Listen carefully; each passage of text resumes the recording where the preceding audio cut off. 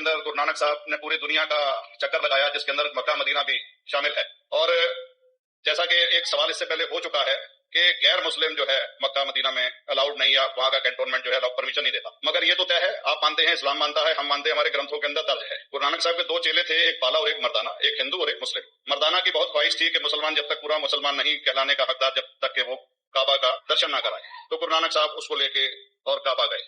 ہمارے گرنتھ کے اندر جو درج ہے کہ جب وہ وہاں پہنچے، ان دنوں بہت لمبا یہ قصہ ہے، 1 سال لگتا تھا، اور وہ روٹ سارا اس کا ورنن ہے. اور وہاں جب مکہ جو مسجد کے باہر ساتھ ہی ایک دیوار تھی جہاں پر کہ بھارت کے جو مسلمان درشن کرنے جاتے تھے کعبہ کے، ان کو وہاں ٹھہرایا جاتا تھا.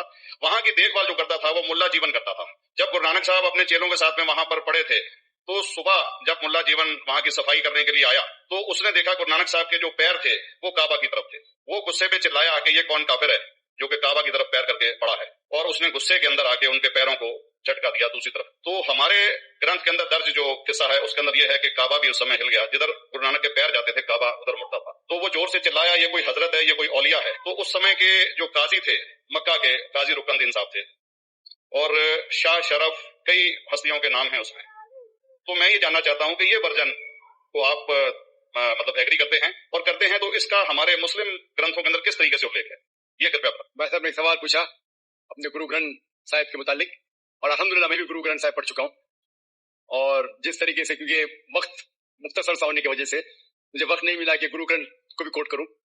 آپ کا سوال کا جواب دینے کے پہلے میں آپ سے بتانا چاہوں گا کہ ایون گرو گرنتھ کی کتاب پڑھیں گے آپ، گرنتھ جسے آدی گرنتھ کہتے ہیں، اور کوئی سکھ سے پوچھیں گے کہ خدا کا تصور کیا ہے، سب سے بہترین جواب کوئی سکھ دے سکے گا وہ آپ کو کوٹ کریں گے چاپو جی، جو گرو گرنتھ صاحب آدی گرنتھ کے سب سے پہلے چیپٹر ہے، سب سے پہلا شلوک، جس پہ کہتے ہیں چاپو جی، جس کے معنی ہے کہ God is true, he is only one, he is not begotten and is free from fear and want.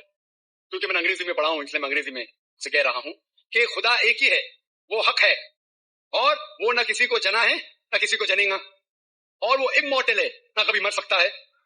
اور اس کو سکھزم میں جو خدا کو کہتے ہیں Omkara, manifest form is Omkara and unmanifest form is ایک اومکارا.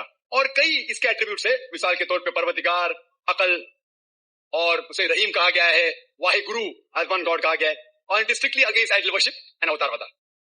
بھائی صاحب کا سوال تھا کہ انہوں نے گرنتھ میں پڑھا کہ گرو نانک صاحب مکہ کے، اور ان کا پیر کعبہ کی طرف تھا، اور کوئی مولوی نے پیر کو ہلائے اور کعبہ ہل گیا.